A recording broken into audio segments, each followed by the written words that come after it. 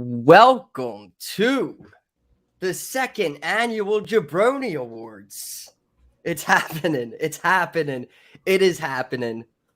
Did you think COVID was going to cancel the awards? No. It didn't. It tried to.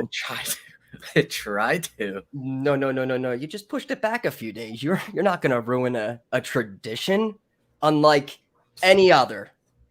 10 awards. And, the categories are sexy. The people giving out the awards are sexy. The people receiving the awards are even more sexy. First off, we did have a whole song and dance prepared, an opening, like a Billy Crystal, maybe. I don't know if people might not get that reference of Billy Crystal even. But some singing opening. But maybe we'll save that for next year. The big musical opener. But it is the second annual jaBROni Awards. Last year, what I can remember, I remember Drew McIntyre brought home some.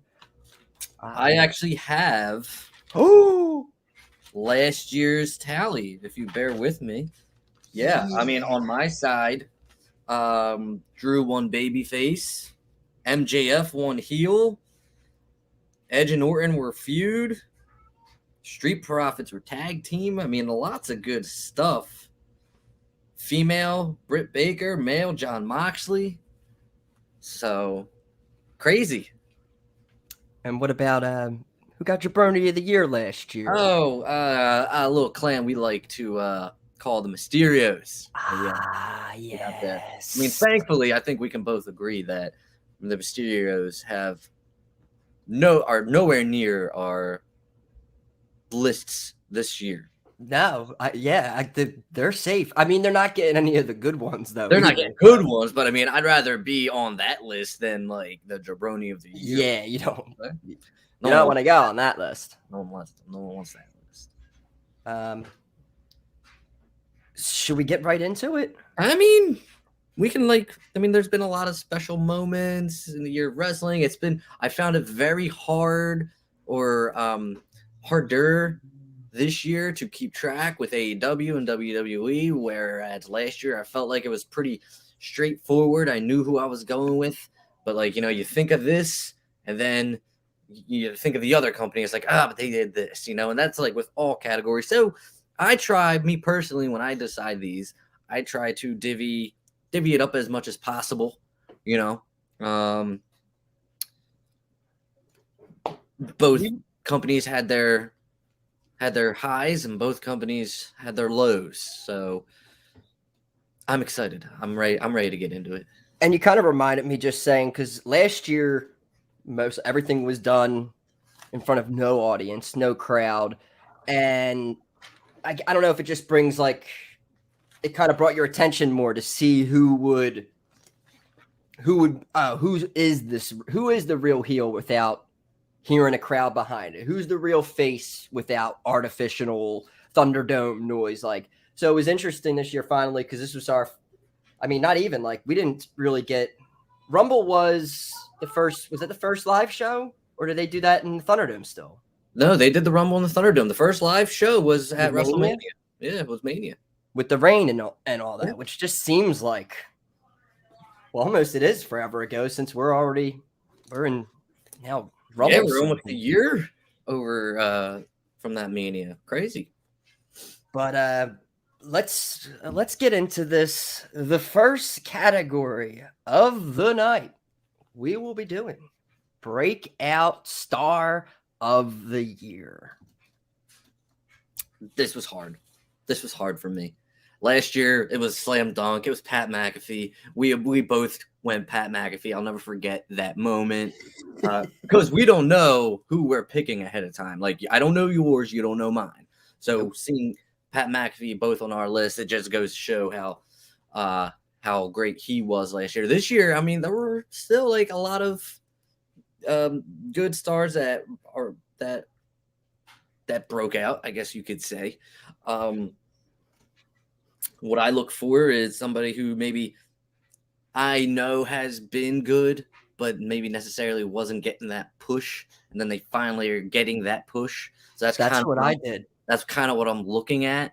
I don't think we have the same one, but I'm gonna start it off, and this man is taking the reins from Pat McAfee. So Pat McAfee's passing the torch, and he's giving it to current United States champion Damian Priest. Thought he had a real great year with the whole Bad Bunny situation. He lit it up at WrestleMania. Despite he was the one in the zombie lumberjack match at Backlash. Despite that hiccup, he had an excellent year. Now he's had this little gimmick change where he's like a little crazy, but also still badass. It was honestly down to him or Baron Corbin for me. Happy Corbin, only for the sole fact that Corbin nobody's yet to kick out of End of Days, and I think that's awesome. Since he started with WWE, no one's been able to kick out of that. But I gave it to the man with the gold. I gave it to Damian Priest. So congratulations, Damian, wherever you are. I don't know if you're here, wherever you are. Congratulations to you, sir. I like it. And then you're also kind of in my head, because when I was thinking, sometimes when you think breakout star, you think of like somebody newer on the roster, like your Austin Theory, or something along those lines. He's an early 2022 breakout star of the year favorite in my Austin Theory. The odds are already out there. But you said it already. My breakout star of the year is sad/happy Corbin. It was a good year. This was his most, I think, productive year since the Constable gimmick. And along the lines of you just saying about the End of Days things, because he was currently on Satin's Out of Character talking about that. And it was almost like you got to ask the question, like, would you rather win like a WWE title ever, or knowing that you just go through your whole career that no one is kicked out at End of Days? And he was almost kind of leaning towards that, which is like rare. It's just rare to hear of. It's a lot of moves aren't that crazy protected with the way wrestling is today, with a million false finishes. Right. But Corbin just going from the sad Corbin, where almost it was just great. It just took on a life of its own, where he started doing these TikTok and these stories. And I don't know. I wanted that to last a little bit longer. I thought they kind of did the shift to happy too quickly. And then he was telling stories on that Satin thing too, about him like trying to get his kid into a private school, and Vince is hitting him up saying, do not shave at all. And he's just going into these like private schools that cost a lot of money, and he just looks like a straight bum. And I don't know, just all the way around, just to the Madcap Moss. And and maybe a little biased because I've been a Corbin fan for a very long time. I think he's got a great moveset. I think he's awesome. I think he's a heel. Like, people actually don't like him because he's so good at being a heel. I could go on, honestly, for about 15 more minutes about how much Corbin rocks, but hands down, breakout star of the year, I am giving it to Corbin. And you know what? Give a little bit to Madcap Moss, too. A little bit. Hey, I know this is the jaBROni Awards. We haven't really talked about day one. We haven't talked about anything really, but hey, Madcap Moss versus Drew McIntyre on day one. I thought it was good. For something that had very low expectations. I enjoyed it. Everyone thought it was gonna be real quick. It's like they could have did the whole like bounce off the rope. Right, that's the thing. Like the guy, everyone's like begging, like, oh, we need more stars and stuff. But then they're like, hey, man, why is Madcap Moss lasting this long with Drew McIntyre? Hey, Madcap Moss is a stallion, all right? He is.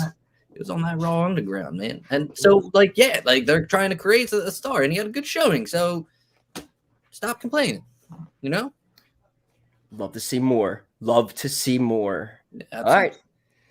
So Damian Priest, Baron Corbin get Breakout Star of the Year. We move on now to Tag Team of the Year. Another tough one. Would you like to kick off this one, since I kind of stole it? Breakout Star of the Year. So this one, I let brew. I let it brew for a while, but after looking at the year in a whole, and with the storyline and everything, I am giving my Tag Team of the Year to the ones, the Usos. I think just from carrying over to main event, was it main event Jimmy Uso, and then carrying all over to this, well, not this year because now we're doing this in 2022, but in 2021 with the Bloodline and just the pure domination. And I don't know. Every time I watch the Usos, it's just like never a bad match, ever. Just to almost go back to what we just, again, on day one, just another, just they wrestle the New Day all the time, and it somehow still is just like, nope, I can. They announce it like for Rumble again, I'd be like, all right, yep, let's go. It's like one of those feuds I like don't get tired of, even though I see people get tired of it a lot. I just think overall, just the Bloodline in general, just carried a lot. It carried SmackDown, and there was close. I was a huge fan of RK Bro, a huge fan of FTR, the Lucha Brothers, the Young Bucks. They were, I believe they won it last year for me, but I had to switch it up this year. The ones, Bloodline, baby. Day one ish. Day one is H. Day one is H indeed. No argument. You're not gonna find an argument from me. The one thing that you did say that kind of made me do a quick switch here is you mentioned Jay's singles run and his rivalry with Roman Reigns, and you kind of tied that in. Now, my original pick, I ended up not picking them because they both had certain single storylines that I thought were great. But then since you did it, I'm going to change it back to them because I didn't know those were the rules. So I'm going to keep this team, and the Street Profits now are passing it not only to a different team, but to a different company. That's right. I'm not that much of an AEW hater. I'm giving it to the Lucha Bros. First you had Rey Fenix, Kenny Omega match was awesome for the world title. You had Penta's feud with Cody Rhodes. That was really good. And then, not to mention, obviously and I hate giving credit to this team also, but like the Lucha Bros, Young Bucks tag match, Steel Cage. I think that was at All Out. Yep. Awesome. Absolutely awesome. So just for those, they've been a great tag team. They're still tag team champions, I believe, right? Or no? Pretty sure they are, carrying into 2022. So kudos to these guys. I enjoyed everything that they did. And there you go. Tag Team of the Year, Lucha Brothers. I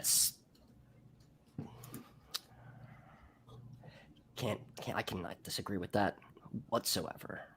All right, so we got Lucha Brothers and the Usos, Tag Team of the Year, and we move on now to Babyface of the Year. Mr. Butler, take it away. Look, to me, this wasn't really a fight, you know. I mean, it's Big E. I think it's Big E. had a lot of support throughout the year, culminating in him winning the WWE Championship. It's funny because it's cash-in.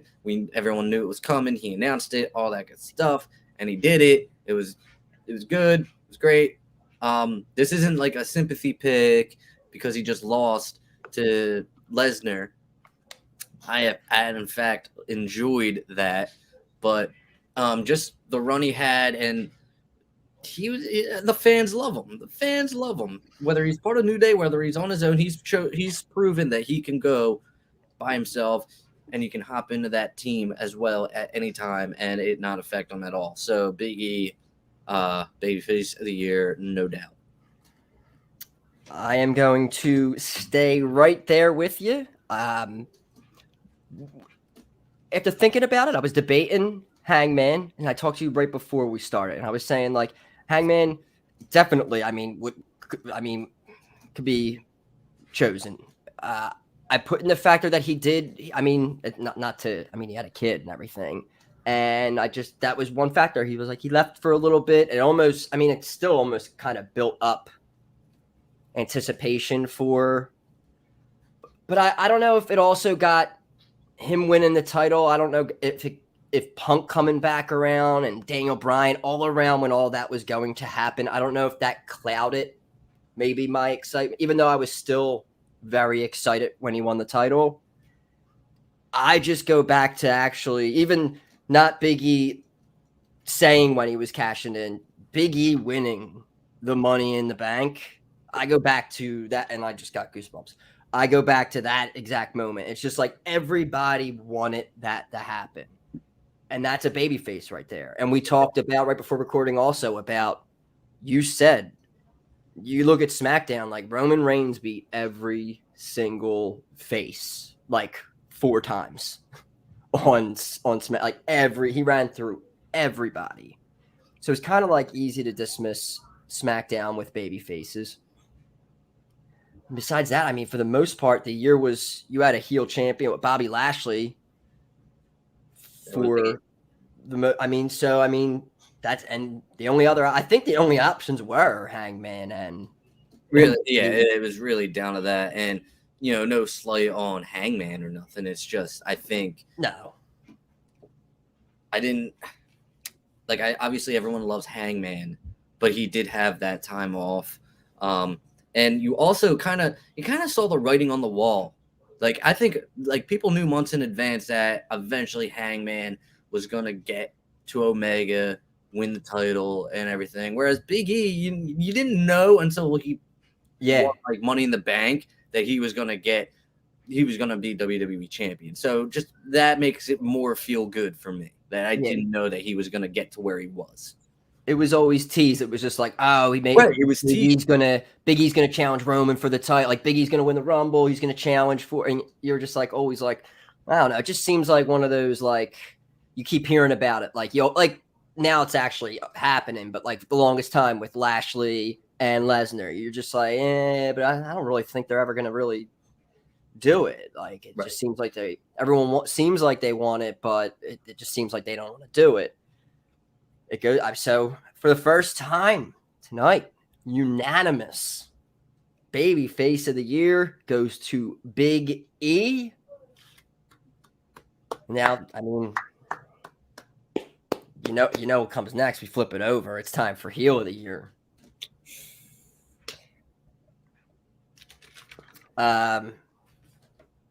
This I don't know. I feel like I'm gonna be a broken record every year with this.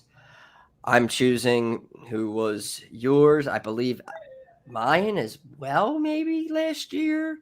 That's why you take notes, bro. That's why you take notes. No, I meant to go listen to the whole old. Last year was before we were on YouTube or whatever. I meant to listen to it. Yeah, but I didn't. So I was just trying to go off of memory. I know Drew was my babyface last year, but I'm almost certain that my heel last year was MJF. So he's reigning again, huh? Yeah, I have to break.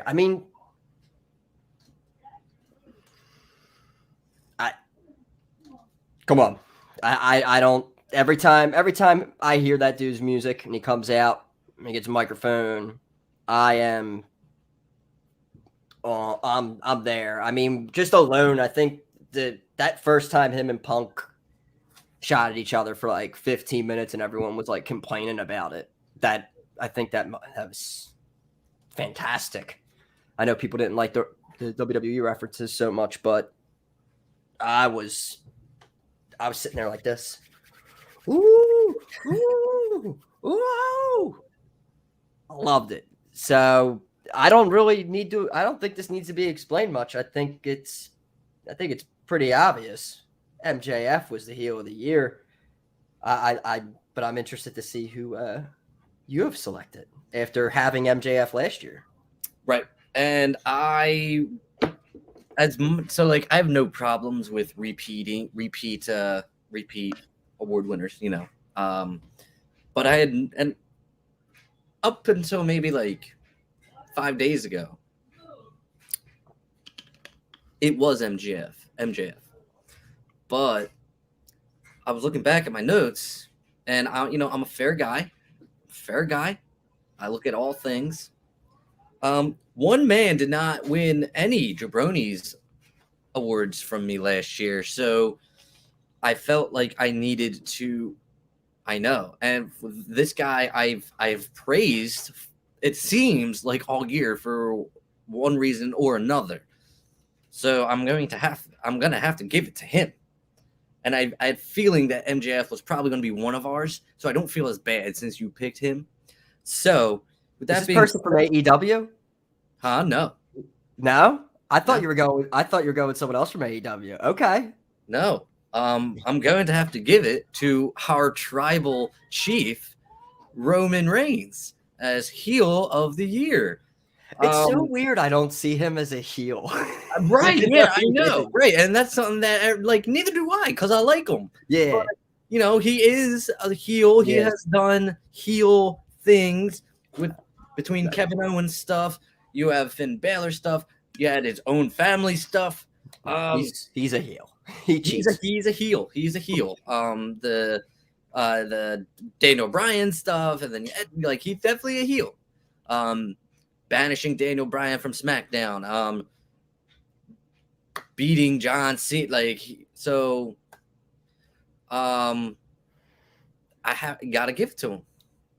Nah, that is fair. Just for a second, I was drawing a blank. I was like, is it Bobby? Is he giving it to Bobby? No, not Bobby.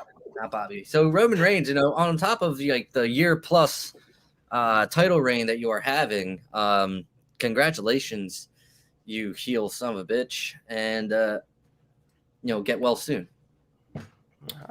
MJF and Roman Reigns, heels of the year. All right. Next up here, we are going to be doing Feud of the year. And you got lined up here. I think it's me. This was very, very tough. It came down to two, one from each company. Okay. Came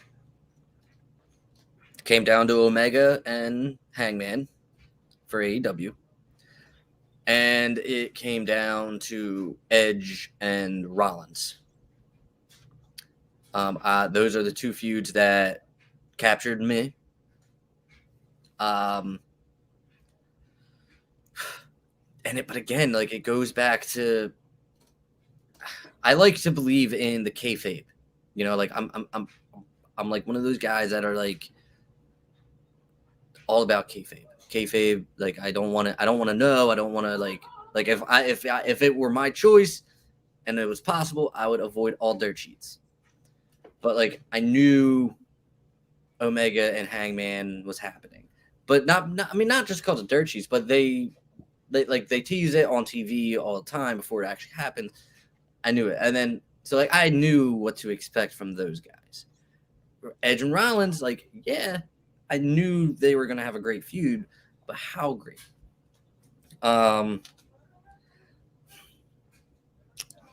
Then their Hell in a Cell match at Crown Jewel was amazing. And where else they meet? They met at SummerSlam, and that match was good. I think they met. And then just that Rollins in his house was hysterical. Rollins in the house, and then they had a good match on SmackDown, I believe, too. When they wrestled like 4 times this year. Yeah, in 2021 it seemed. Whereas Omega and Page wrestled twice. I guess they were in like mixed tags leading. Right. They kind of kept them apart. Apart, which, I'm not knocking either. I'm not knocking, but a feud to me is like, I don't want to say it's like full of rematches, but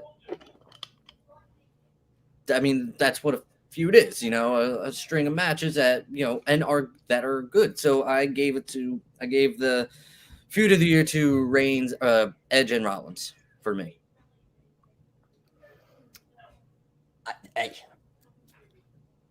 cannot disagree at all. And this is another one where you mentioned your other one is my feud of the year, which is Hangman and Omega, mainly because, and this is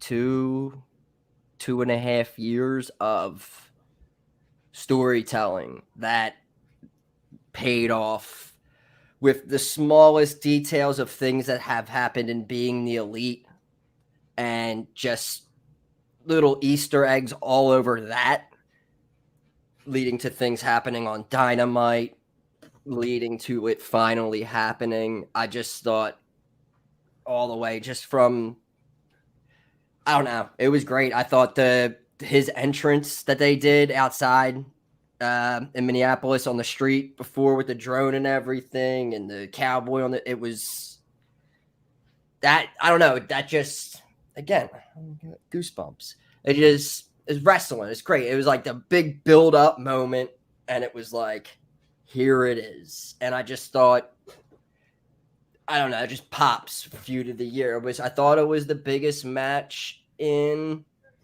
wrestling probably this year. Really? Just under, I mean, if you're going for AEW, I think it 100% was. Roman Reigns and John Cena was pretty big for that. I mean, that was the rumored match forever, leading to where they finally did it at SummerSlam. But yeah, I just think everything about Omega and Hangman, and even just the way they did, like, they used the Dark Order and build up like feuds with like people wrestling people in Dark Order, like, I don't know. I just really like the whole like lead into it, and I thought that it was a good payoff. So yes, feud of the year, Omega, Hangman. You got. See, I don't feel as bad. See, we're showing love to everybody. Getting love to everybody, spreading them out. All right, we've gone through half of them. Yeah. Next up now, this is another big one. This is moment of the year. Boy, were there a lot. Yes. I'm starting this one. This is you. I'm very intrigued. All right. I mean, there was 2 things that happened this year that both I knew were going to happen. And both, when they happened, I was like, oh, one of these moments, you and me were watching this go down in the back of a car. We were at an ROH show. Yes. One, obviously, we were just talking about that, is CM Punk. The other one, randomly, was just to say, was when Cena came out at the end of Money in the Bank against Reigns. After he said, "Acknowledge me," I just thought that pop was insane.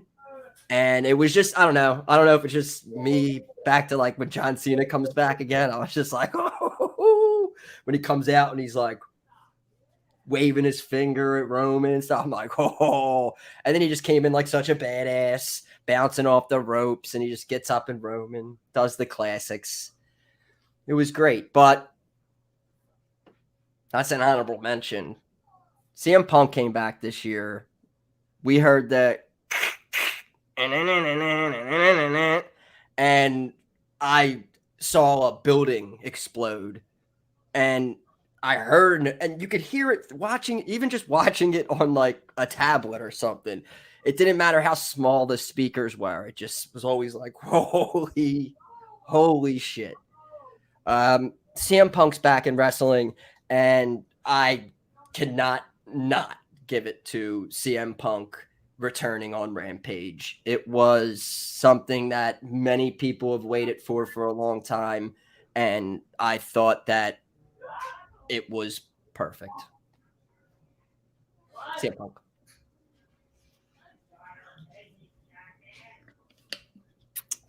That was good. That was good. So this came down to 3 moments for me. 3 moments in particular caught me. The CM Punk one rounded out at number 3. Ooh. John Cena rounded out at number 2. Wow, so you had the two to hey. Yes. And number 1, and this may be the sentimental favorite, and I'm not big on sentimental favorites, but I'm giving it to the sentimental favorite. We had a whole year, basically, of being kept in this dome, in this little computerized arena. And it was awful. And it was even worse when you were part of that dome, being told what to do and who to cheer for. Nothing. The worst. Nothing can tell me who to cheer for. Not no little computer screen or nothing. So it is with great pleasure that I give the moment of the year to WrestleMania with fans returning. An amazing moment, an amazing atmosphere. I only wish that it was A, full capacity, and B, that I was there to feel it, because they were electric on both nights, and the main events were amazing. And I think it's a big credit goes to the fans that were there. So my moment of the year, I think it's WrestleMania 37. It was Night 1. WrestleMania 37, fans returning for the first time in God knows how long. So there you go. No, that is fantastic. That's a great pick. I remember everyone like watching, just like everyone's out on the stage right before the show was starting. It was just like, well, and then it started raining, and we're just all just like, yo, like, come on, like, let's get this show started. And like, of course, like, you've waited months and months and months for fans to be back, and you have to wait like a couple more months because of a rain delay. No, but that is great. I love that. That is a beautiful, beautiful, beautiful. John Cena and CM Punk were great too. I mean, John Cena and CM Punk were both great. I love that they were. I just kind of like. I mean, yeah, you can't argue. I mean, what other moments were there?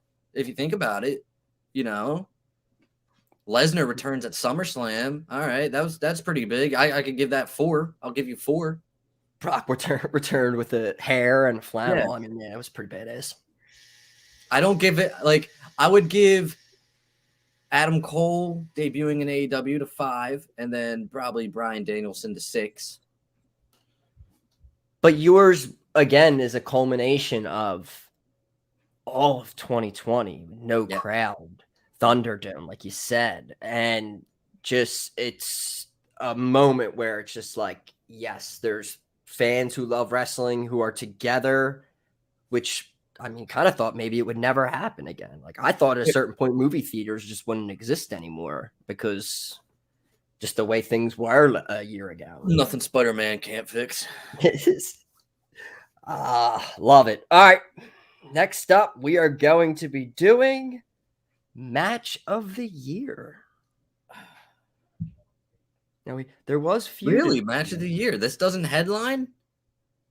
No, jaBROni of the year headline. Oh, of course. I thought this headlined. Okay. No, all right. Match of the year. Well, I mentioned him not too long ago. I think people are going to be pretty impressed with me that I picked an AEW. You picked mine. I picked an AEW match. Lucha Bros versus Young Bucks. Yeah. Match of the year. Like I said when I was picking them as tag team of the year, I don't think there was one AEW match where I was on or off my ass or on my feet, however you like it, just going nuts for it. It was really, really good. And as overrated as I think that the Young Bucks are, I have to give them their due for this. I thought it was excellent work by both parties. So match of the year goes to Lucha Bros and Young Bucks for sure. I agree 100%. Like, that match was so much fun all the way through, all the spots. And and again, like I think most people have this as their match of the year. And I think when when you watch that match, I think as soon as it was done, I was like, that's the match of the year. Nothing's going to touch this. Right. I mean, like Reigns, Cena, that wasn't that great. I wasn't impressed with Omega and Hangman. I was more impressed with Hangman and Danielson, to be honest. So those are other possible candidates. And then the triple threat at WrestleMania 37, Night 2, Reigns, Edge, and Daniel Bryan, I thought it was maybe like a dark horse, but they're all dark horses compared to Lucha Bros and Young Bucks. So a lot of people had Walter and what's his name, Dragunov from the NXT UK. Look, their second match they had mostly as, but then it's like I guess it's just bias. It's like I don't watch NXT UK. Right, really. We don't watch that, and if I had the time to, maybe I could watch it back, and maybe I'll watch it back. Maybe I'll watch it back, and maybe the next time we go live, I'll be like, hey, I was wrong. But I highly doubt anything will beat Young Bucks, Lucha Bros. It's too much fun. We're in unison here. Lucha Brothers, Young Bucks, match of the year. All right. 3 left. What else do we got? Oh, I think I know what we got. Right. Next up. Yeah, I'm good. Female Wrestler of the Year. Is this me? Yeah. Yes, it is. All right. Yes, it is. So I thought this was kind of actually pretty easy. All right. I'll start off by I feel like there's probably only, and again, this is just an opinion. I feel like each company has one. And one company, I'm not the biggest fan. She's super over and everything, and everyone loves her. She dates a really cute wrestler in the same company with her. Actually, both of the people I'm choosing actually date a cute wrestler that works with them. But I thought this was pretty easy. Bianca Belair was my female wrestler of the year. When I was talking about that, I'm not the biggest fan of Britt Baker, DMD. She was mine last year. She was mine last year. I don't know. I think it's just I'm not really into AEW's women's division that much, honestly. I don't really like a lot of the wrestlers, except I think Jade Cargill. I like Jade. I think she's a freaking. I don't even know how she looks the way she does. She looks like she would snap me in half. I think she's getting ready to have a really big year in 2022. I hope. She's the only one that catches my eye when I look at AEW in the women's division. I'm not a big Ruby Soho fan. I don't know. I'm just not really into AEW's women's division. That's my personal opinion. I don't think it's good. But Bianca Belair, destroyed it this year. And not along the same, like we were just joking the other night, like she came out on Raw with Liv Morgan and you tweeted saying like, I don't want to see either of these people wrestle for the title. And I do agree with that. I think like, yeah, Bianca, like when Bianca came out almost, I was like, all right, come on. Like you had a run for a nice little while or whatever. You lost to Becky a few times and then Liv came and had her program and now you're coming right back again. Get out of here. Like, but at the same time, it's like, who else are they? Exactly. Who else? You know? I mean, why not go back to someone who was your freaking workhorse during the entire threat match that you will do eventually? Probably at the Rumble, I would think. Yeah. So it's Bianca Belair, and I just don't think it was. And again, this is my. Again, I was coming from WWE because I'm again not a big AEW women's division fan. Right. Well, I mean, you look at the WWE. Becky was away. Sasha was away and then had something weird at SummerSlam happen or whatever, and injuries and all that stuff. Mandalorian, all that good stuff. Charlotte Flair, did she have a great year? Did she? I don't know. Bailey's hurt. Asuka's hurt. Asuka's hurt. I haven't heard that name in forever. You got Britt Baker on the other side. She's killing it. She was good enough last year to win my female of the year. And she's even been better this year.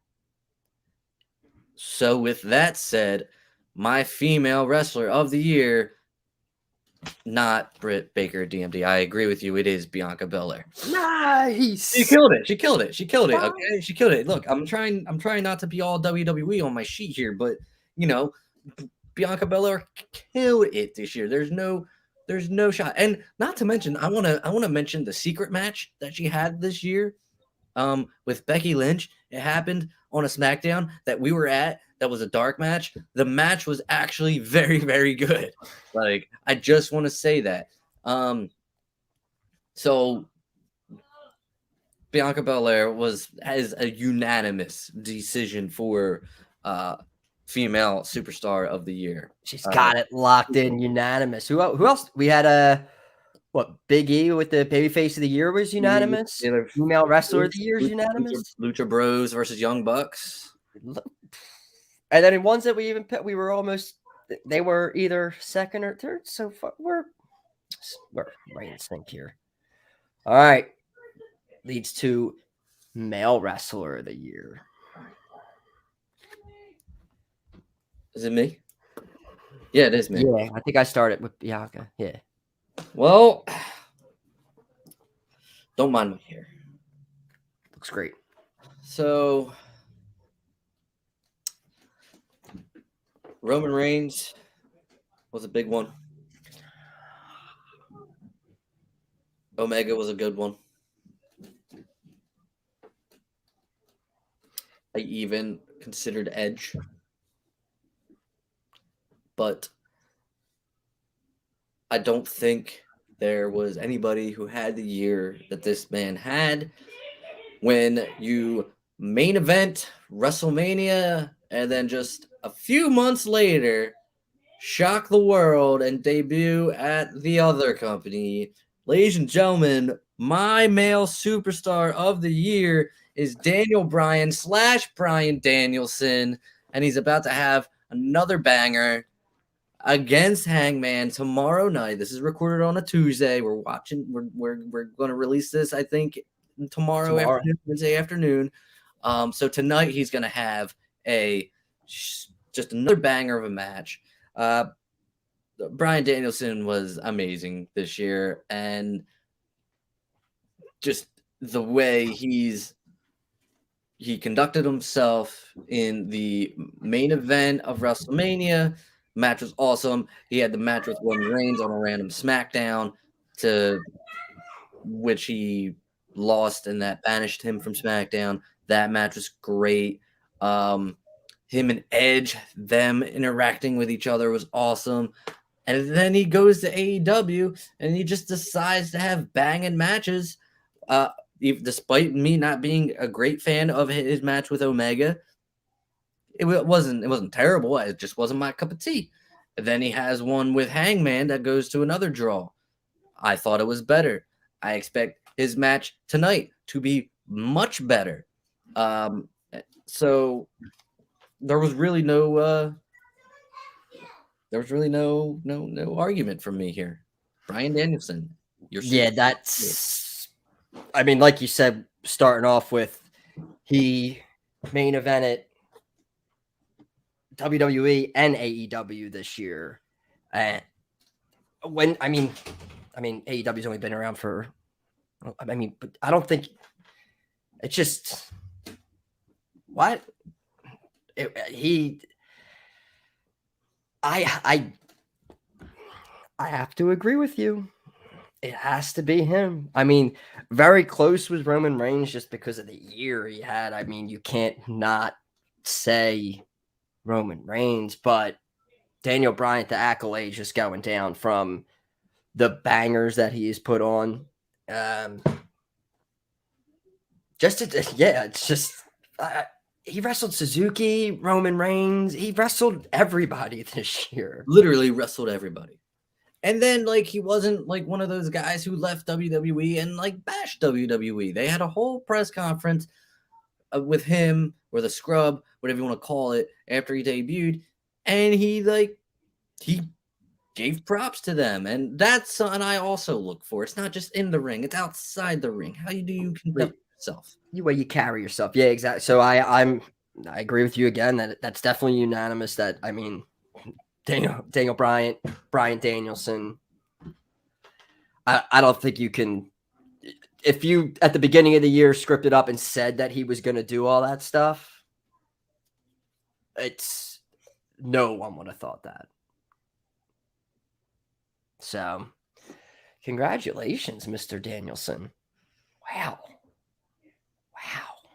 what an honor. Oh. It's that time.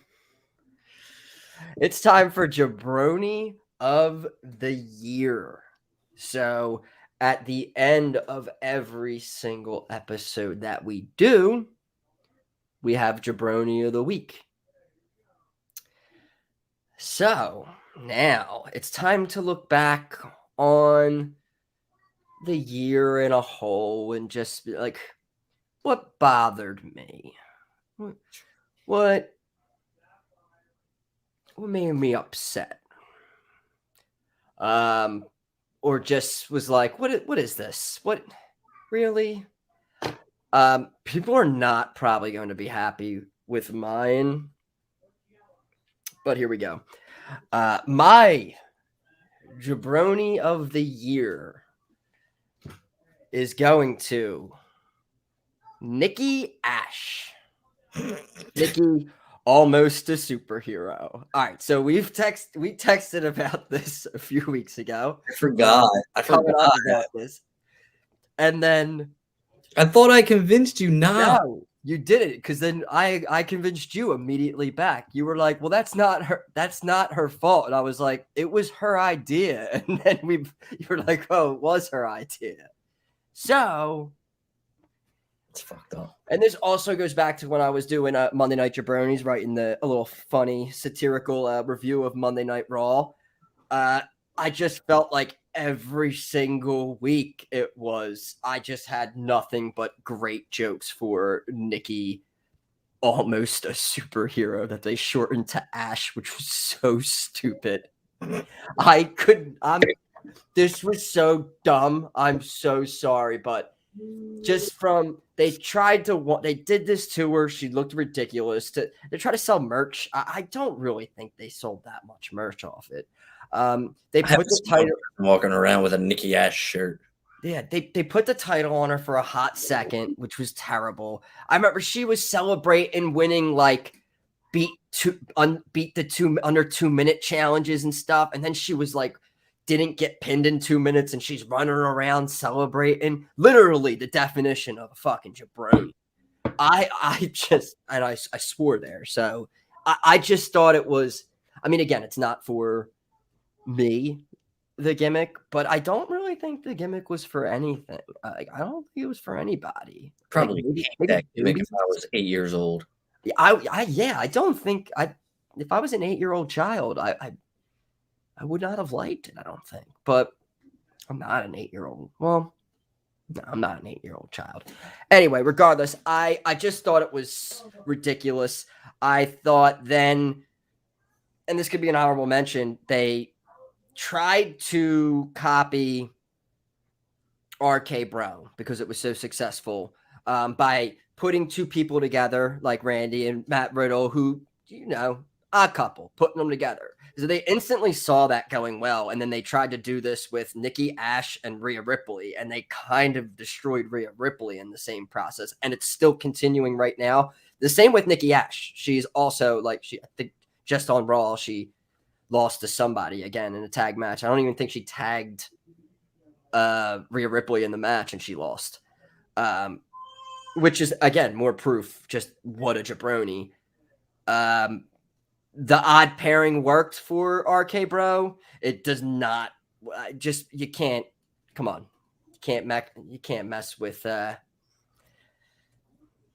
don't know. It was just, I don't know. Nikki Ash was just a terrible gimmick, and it's crazy that it's continuing. I've ran it long enough. Nikki Ash, I'm not sorry. Jabroni of the year. Wow. See, like me and you, we I guess we decide our jabronis of the years differently. See, I try to think back and I'm like, man, who have I repeatedly nailed for jabroni of the week? And it came down to two people. And it came down to wrestling fucking Twitter. Yeah, I was going to do that. And then it came down to Nick Khan. Those are two people that I know have been there multiple times. That's a good one. The thing is, it was too easy. Obviously, I hate wrestling Twitter. I block a lot of them. They're stupid. They're dumb.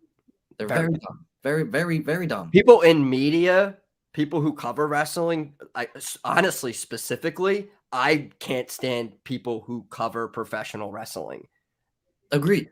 There's some that their motives are, I think, completely evil, and it's had nothing to do with wrestling. I'm sorry, I'm hopping in your jabroni. I'm sorry, I'm going to shut up. Like, just wild. But so Twitter was too easy. Nick Khan was too easy. We all know what his deal is. So I struggled this week, Toph. I'm not going to lie. I struggled. I didn't want to I was going to take the easy way out, but I didn't take the easy way out because, like a gift from the heavens, something happened. It was as if it was a New Year's present. Tony Khan. I don't know if he hit the champagne a little early, making some comments about Big Swole. None that were necessarily bad. You run your company the way you run it. That's fine by me. But everyone knows the comment I'm talking about. Everyone knows at the end of that tweet, there was a shot that did not need to be said. And now the honeymoon's over, Toph.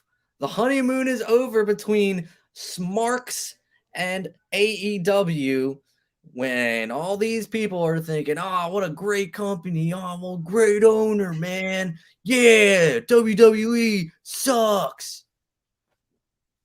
Yeah, here you go. This is the man you follow. This is the man. Grab your torch and pitchforks. This man that leads you. All you degenerates. All you Smarks. Rule number 1 about owning a wrestling company and having Twitter. Get a PR guy. Huh? Get a PR guy. Huh?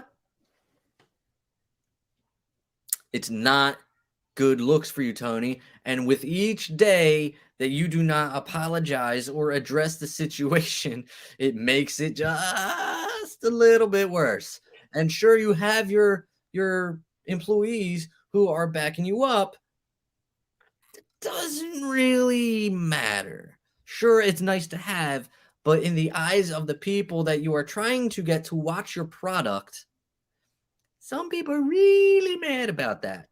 And you really need to address it. I was drunk, shouldn't have said it. I apologize, but it should have been said a long time ago. Something to explain what's going on with your head. Because it's not the first time that you've said something that's like a little weird. For instance, like he has put his foot in his mouth. Like I don't want to say like too much, but a couple times in the year 2021.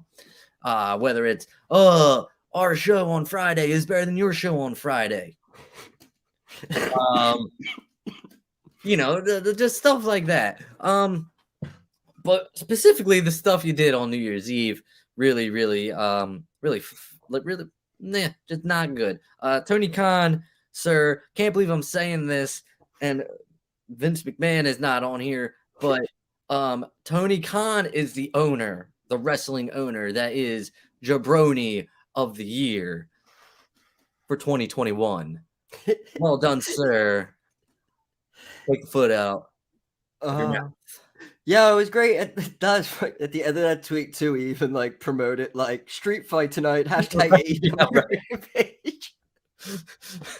Business as usual. I was like, what is this dude doing? He's doing every drug right now. Yeah, man, I would have been a heel if I said like Big Swole was my jaBROni of the year, I guess. Probably. I mean, that's the thing. Here's another thing. Like, I don't watch Big Swole. I couldn't.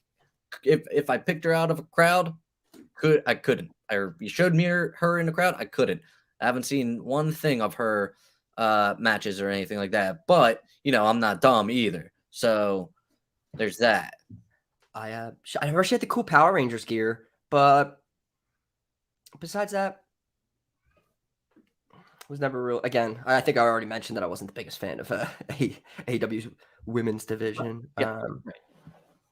That's probably another reason why you should be jaBROni of the year. Get your women division right. Maybe it's your fault that I'm not into this super duper extra long TBS championship tournament that started at like last year at this time. The finals are in April of 2022. What's more than a quarterfinal? Like a freaking dime final? I don't know. A penny final? Penny final started in January of 2020. Like, yeah. Dude. Yeah, the tournament's been going on for like since the company started. It's like knock it off. This is like, come on now. Finally, we're gonna like. I don't care who wins, Jade or who is in it. Who is in it? Thunder, Ruby. Jade's gonna win that. I think that she should. She should at least. But I don't care. I just want just end it. Just end it. And then they're gonna do that DQ or a draw, and then we're gonna extend it to the next pay-per-view. No, they're gonna have a tournament to find out who's the number one contender. A round robin tournament. Let's go. Bracket. Bucket. Tony Khan, get your shit together. All right, so that wraps up the awards being given out tonight. Anything else that sticks out this year, throughout the year? Any pay-per-views, anything? No, I mean SummerSlam was. I mean, if I had to pick a pay-per-view of the year, it wouldn't be SummerSlam. It'd probably be WrestleMania. It'd probably be. Yeah, I mean, it was great.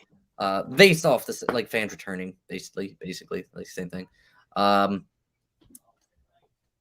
think the jaBROni's show moment of the year was the hot chip challenge for me. I don't know about you, but that was no. I've watched that repeatedly, and while it was not funny in the moment, there has not been one time where I have not laughed at that show, and that was your reactions and my reactions. I think it was all on point. So, and then also your wife just then going on the chat and saying like about throwing. It was great. We're right at the end of this episode. We are going to play that clip for everyone. If you guys missed that, Yeah. So right when we get out of here, we are going to cut right to that clip. Before we do that, you can make sure subscribe, ring that bell, subscribe to the bodyslam.net YouTube channel. If you're watching that through right now, I mean, or if you're watching it on Twitch or Twitter, or wherever you at, go check out bodyslam.net for all of your wrestling, MMA news, and whatnot for your podcast. In the description, you can check out the link for the jaBROnis, our merch store. You can go check out, get some t-shirts. Look for the new t-shirt coming. Get ready to join the JWO, the jaBROni World Order. Coming very soon to the shop. Pick one up. And then lots of new designs coming out this year. What else? What else we got to plug away? We were on Spotify, on the podcast apps. You can listen to the show if you don't want to watch. But I do not want to watch this. Stupid. We are going to be back on a regular schedule because I felt like it's been just crazy during the sickness and the holidays and all that stuff. But we're back on I can't wait to just talk about what's been going on. And I mean, we got Rumble season. The jaBROni World Championship, which we have, always has controversy, it seems, when it is defended. It's break. It always seems like there's some kind of. There's been like one or two legitimate title defenses that we've had in this run, and that's it. I still don't know what happened with that match. I thought that match card was released by WWE hours before the show, and it just didn't happen. They didn't talk about it, and I guess it'll happen on SmackDown maybe this week. I'm assuming it was a COVID thing. That's the only thing I can think of. And they just didn't want to, because Roman already had it. They didn't want to make it seem like a. All right. Anything to close before we get to this? I'm gonna say the clip of the year.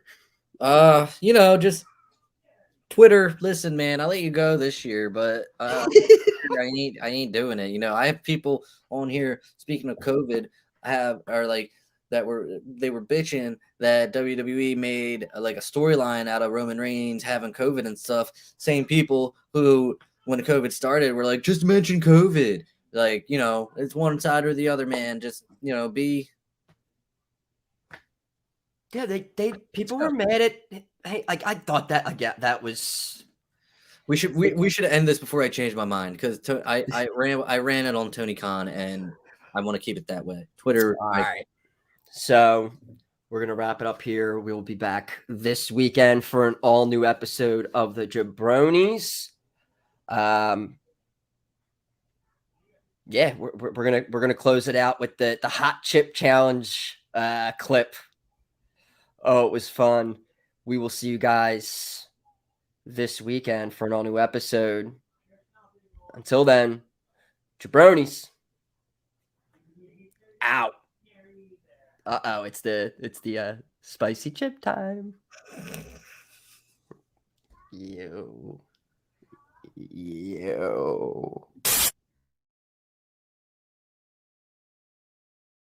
God. All right. Internet, enjoy. Yes, internet. There you go. Once again, so it's on the up and up. All right. Saw me take it out of the box. Cheers. Bon appetit, down the hatchet.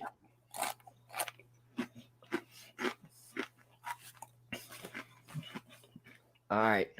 It's for audio. It is in the mouth. He is sipped. He has sipped. He's sipping. Oh my God, that sucks. Oh. Oh. Wow. How is the milk making it feel? Temporary? Oh,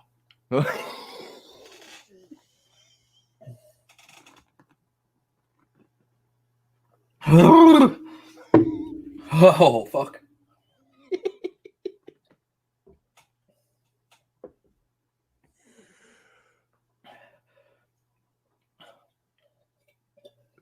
And then also, aren't you not supposed to drink a lot of milk at some point? But because then, what if you want more milk? Like, you can't drink that much milk. This is bad. All right. Should I Sean Evans this now and just start asking questions? Yeah. I know it might be a sore subject, Crown Jewel, because this is the reason why all of this is happening right now. But what were your thoughts on the pay-per-view? Well, from what I've from what I watched, Your faces. Oh man. No. All right. From what I watched, it was a very good pay-per-view. Oh, it is like when you think it gets better, it starts to get bad again. Okay. All right, good question for you. Would you ever do it again? All right. That's the only answer I needed.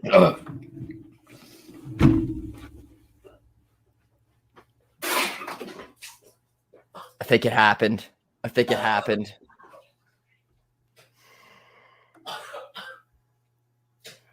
Dana, I'm sorry.